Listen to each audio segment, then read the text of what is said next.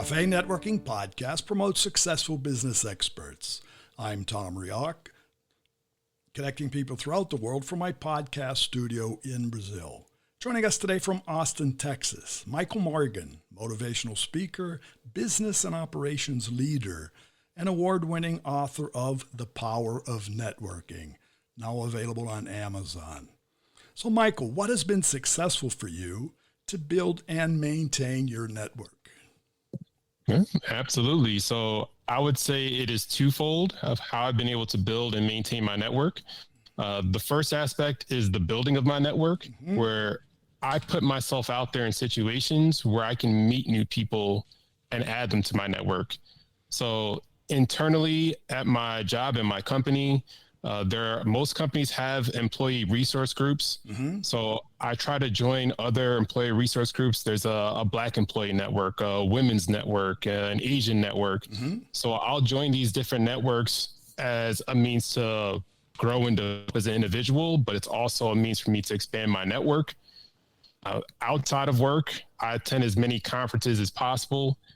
So I just went to a cybersecurity conference 2 months ago in Austin. I work in the cybersecurity industry, so it makes sense to meet other individuals in that industry.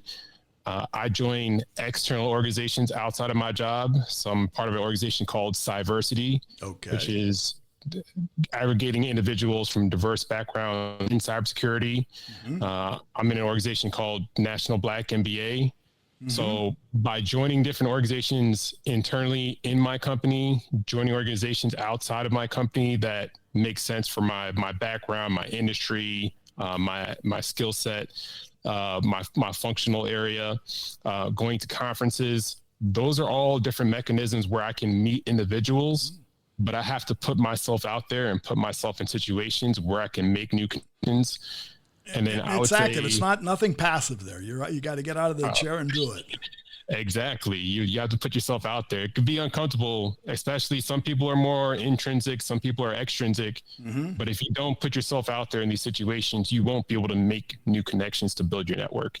So it's critical to find these different organizations and conferences and opportunities where you can continue to build your network. And then the second piece, which I believe is the most critical piece, is maintaining the network. Right. So throughout my career, I've seen this happen to people all the time where it's very easy to make a new connection. It's difficult to maintain that connection. Right. So once I make a connection with someone, I'm meeting with them. I'm trying to understand, what are they looking for? What do they need assistance with? How can I help them in either their personal lives, in their career? And then networking is a two-way street. Right. And I emphasize the give to get. So I get an understanding of what they need, and then I'm constantly reaching out to them and trying to provide them with anything that could be of value to them. Well, I like that point that you said. You want to, how can you help them? That's really extending yourself and offering yourself more than saying, I want something. Right? Because generally people in a networking situation is that what they really want to do, they're trying to not offer themselves, they're putting themselves up because they want something. So you've just changed that. You're on the side of the coin that you're offering, what can I do for you, more than what they can do for you. Is that it? Exactly.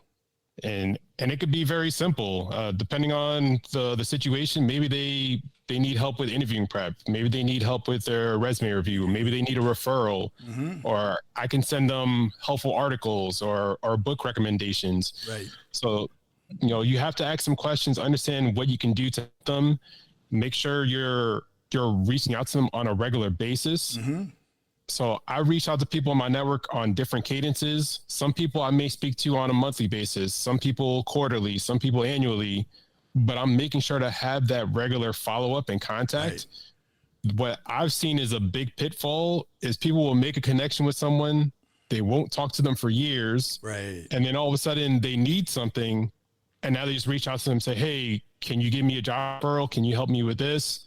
It's like, you haven't spoken to me in 5 years. And that's normally the way it comes. My experience has showed me that people actually think about networking when they want a job or they want a client. And it's basically when they think of networking. The middle of the field, the way you're putting it, there's much more to it.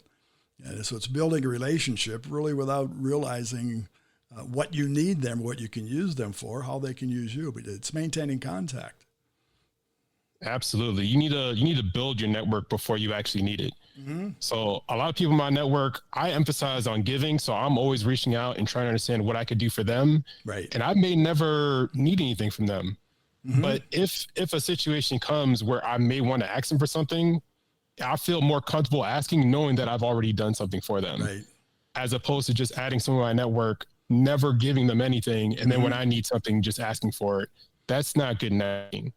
You're going to burn a lot of bridges by doing that. So your book, The Power of Networking, which is available on Amazon. So I've looked through your site. It's chock full of suggestions, tips, and actual hands-on useful things to apply. Yes, absolutely. I have a lot of call to actions throughout the book, where I give recommendations on how people can build and maintain their networks. I provide my own anecdotes from my personal experiences on how I've been active in building and maintaining my network. So there's a lot of great information content in the book that a lot of people can find value in. Very good. So it's a workbook. It's a help you book. Yes, absolutely. Very good. So how can our listeners find you? Yeah, so I have my own website. So my website is michaelvmorgan.com. That's V as in Victor, michaelvmorgan.com.